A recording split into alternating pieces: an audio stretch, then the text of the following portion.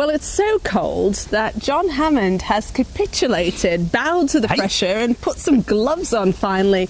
If not, you will notice a hat. Yeah, in a weak moment I did put these on, but I'm not a hat person. Really. I'm not surprised though when you consider that yesterday was the coldest March day on record. It really was. Ooh. And blowing our own trumpet slightly, we did flag this one up, did we not? Some considerable time ago. 10 days ago we were stuck out in the garden. I had my big spade, didn't I? Mm-hmm. You were mocking my spade. Well, I mock a lot of things about you, but we did know that it was going to turn much, much colder, and you used the words historic, and of course it's turned out that way. Feet of snow, I think I mentioned. You did say a foot of snow in some places. That spade would be needed, and well, that's because, of course, we'd been watching the sudden stratospheric warming, which we'd earlier flagged up, and just the impacts that could have for us with the beast from the east, which not only arrived but then set in and brought us some terrible, terrible weather through this week, including, of course, the freezing rain of Thursday night into Friday. Yeah. Treacherous stuff. Well, you say terrible weather. I mean, I don't think these kids are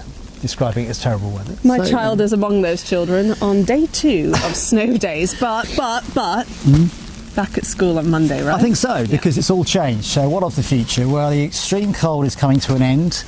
Most of this snow will be turning back to rain through the weekend, and that drip, drip, drip of the thaw will commence. It's going to be a slow process, and for places further north across the UK it's going to take a while for things to warm up, and even into the early part of next week. Still got some snow around, right? Still some snow around, but if we fast forward to next week, back end of next week, I think temperatures up into double figures in some places. So we'll end up 20 degrees warmer than we were at times this week when you compare night to daytime temperatures, which is going to feel so different.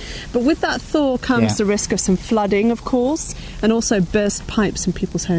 Yeah, so we just swapped one lot of problems for another. As always happens at the end of a big freeze, we do have problems with, as you say, pipes and flooding and all sorts. So there will still be some impacts, I think, in the week ahead from the weather, but what we can say is the extreme cold and the extreme snowfall, historic stuff, is petering out. To an end slowly.